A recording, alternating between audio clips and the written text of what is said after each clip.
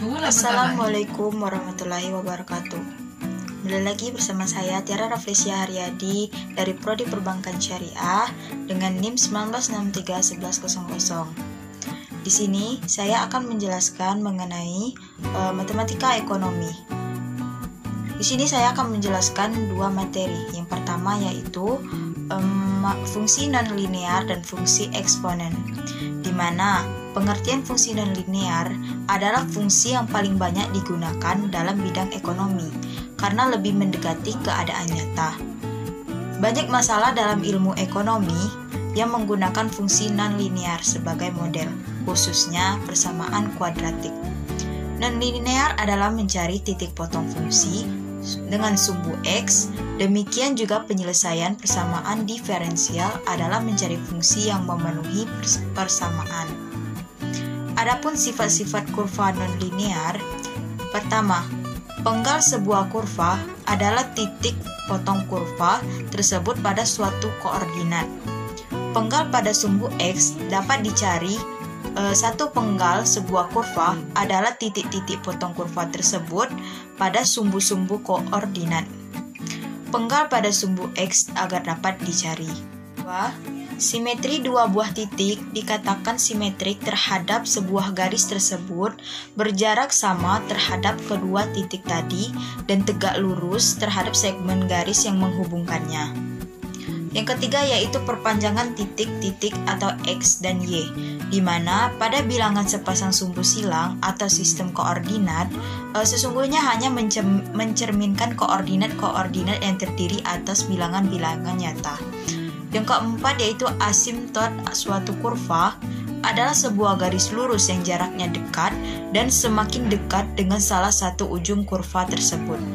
Yang terakhir yaitu yang kelima, faktorisasi fungsi. Maksudnya di sini ialah menguraikan ruas utama fungsi menjadi bentuk perkalian ruas-ruas utama dari dua fungsi yang lebih kecil. Adapun yang ketiga yaitu pengertian fungsi eksponen adalah nilai yang menunjukkan derajat kepangkatan atau berapa kali bilangan tersebut dikalikan dengan bilangan tersebut juga. Contohnya, A pangkat N sama dengan A dikali A dikali A sampai A sejumlah N faktor. Dalam eksponen bilangan pangkat, tidak selamanya selalu bernilai positif, tetapi ada juga bernilai 0, negatif, dan pecahan. Yang pertama, eksponen pangkat 0. Di sini jika A sama dengan 0, maka A0 sama dengan 1. Contohnya, 20 sama dengan 1, 30 sama dengan 1, 128, 38, 40 sama dengan 1, dan X0 sama dengan 1. Yang kedua yaitu eksponen pangkat negatif dan pecahan. Jika M dan N adalah bilangan positif, maka A min N sama dengan 1 per AN. Contohnya, 2 dikurang 3 sama dengan 1 per 23 sama dengan 1 per 8. Kemudian II AL per N sama dengan N akar A.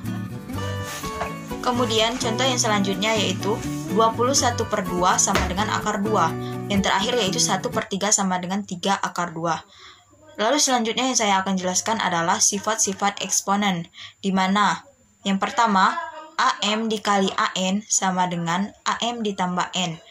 Penjelasannya yaitu, jika bilangan dasar yang sama dengan pangkat berbeda, maka hasil perkaliannya adalah bilangan dasar dengan pangkat hasil penjumlahan pangkat masing-masing bilangan. Contohnya, X4 dikali X6 sama dengan X buka kurung 4 ditambah 6 dengan hasil X sama dengan 10. Kemudian yang kedua yaitu AM per AN sama dengan AM dikurang N. Sifat ini kebalikan dari sifat yang pertama. Kalau bilangan dasar yang sama membagi salah satu, maka pangkatnya dikurangi. Contoh, X1 per 2 dibagi X1 per 4 sama dengan X buka kurung 1 per 2 dikurang 1 per 4 dengan hasil X1 per 4. Kemudian yang ketiga yaitu buka kurung AM N sama dengan AMN. Penjelasannya suatu bilangan berpangkat jika ditambahkan lagi, maka pangkat akhirnya adalah perkalian pangkatnya. Contoh, 32 pangkat 3 sama dengan 32 dikali 3 sama dengan 36. Yang keempat yaitu AM dikali BNP sama dengan AMP dikali BNP. Contoh, dalam kurung X2 dikali Y3 dan pangkat 2 sama dengan X2 dikali 2 dan Y3 dikali 2 dengan hasil X4 dikali X4 dikali Y6. Yang kelima yaitu AM dalam kurung AM per AN. P sama pangkat P sama dengan AMP per ANP. Contoh, dalam kurung 23 per 24 pangkat 3 sama dengan 23 dikali 3 per 24 dikali 3 sama dengan 29 per 212. Kemudian fungsi eksponen dan grafiknya merupakan pemetaan bilangan real X ke AX dengan A lebih besar dari 0 dan A sama dengan jika A lebih besar dan A sama dengan 1, X himpunan R, maka Fx sama dengan Ax disebut sebagai fungsi eksponen. Kemudian, fungsi eksponen Y sama dengan Fx sama dengan Ax atau A lebih besar daripada 0 dan A sama dengan 1 mempunyai sifat-sifat sebagai berikut. Yang pertama, kurva terletak di atas sumbu X atau definite positif. Yang kedua, memotong sumbu Y di titik 0,1. Yang ketiga yaitu mempunyai asimto datar Y sama dengan 0 dengan sumbu X. Kemudian grafik monoton naik untuk X lebih besar daripada 1. Kemudian yang terakhir yaitu grafik berbentuk monoton turun untuk 0 lebih kecil dari X dan X lebih kecil daripada 1. Kemudian pada bab selanjutnya, saya akan menjelaskan mengenai bab variabel bebas dan variabel terikat, di mana variabel bebas adalah sebuah variabel yang posisinya mampu berdiri sendiri, tanpa terikat dengan variabel lainnya. Keberadaan variabel ini sangat penting dalam penelitian ataupun proses pengkajian di bidang-bidang tertentu. Variabel terikat tidak mampu berdiri sendiri dan sangat mudah mendapatkan pengaruh dari variabel lainnya. Kemudian tetapi bukan berarti variabel terikat tidak penting, justru variabel ini sangat penting dalam sebuah penelitian. Kemudian saya akan menjelaskan perbedaan antara variabel terkait dan variabel bebas. Dapat dilihat dari sifatnya, di mana sifat dari variabel bebas lebih independen atau mampu berdiri sendiri, sedangkan variabel terikat yang masih membutuhkan variabel lainnya agar bisa dimaknai. Kemudian, ada beberapa cara untuk membedakan antara variabel terikat dan variabel bebas dalam sebuah penelitian, antara lain, pertama yaitu dikaitkan dengan penelitian. Pastikan terlebih dahulu jenis penelitian apa yang akan dilakukan dan apa yang harus dilakukan. Yang kedua, dapat dilihat dari hipotesisnya. Apabila variabel bisa dihubungkan dengan berbagai hal, maka bisa disebut dengan variabel bebas. Tetapi, jika variabel tersebut tidak bisa dipisahkan dengan kata sebelumnya, maka dapat dipastikan bahwa variabel itu merupakan jenis variabel terikat. Yang ketiga yaitu dilihat dari rumusan masalah. Karena sebuah rumusan masalah dapat menggambarkan sebuah penelitian yang diambil. Bahasanya yang mudah dipahami dan lebih konkret mana yang variabel bebas dan variabel terikat. Hal-hal ini tergantung pada bahasa yang digunakan dalam rumusan. Kemudian selanjutnya, hubungan antara variabel bebas dan variabel terikat.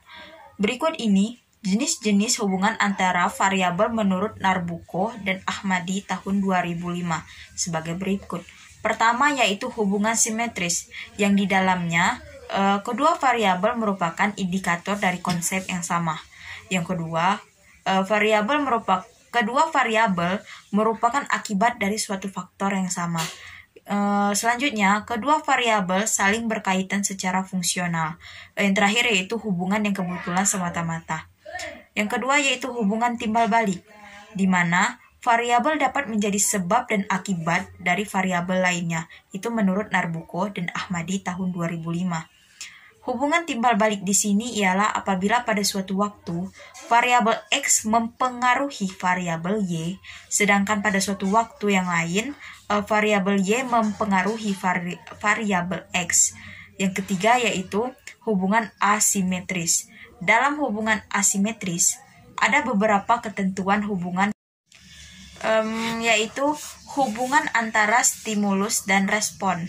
Yang kedua, hubungan antara disposisi dan respon.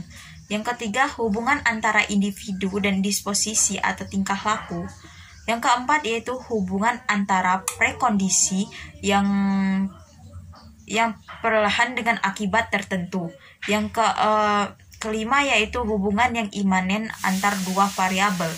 Yang terakhir yaitu hubungan antar tujuan atau ends dan cara means. Baiklah, itu saja penjelasan dari saya, Tiara Raflesia Haryadi, dari Prodi Perbankan Syariah Lokal 4D dengan NIM 19631100. Semoga penjelasan saya ini bisa dimanfaatkan bagi kalian semua. Saya akhiri, wassalamualaikum warahmatullahi wabarakatuh.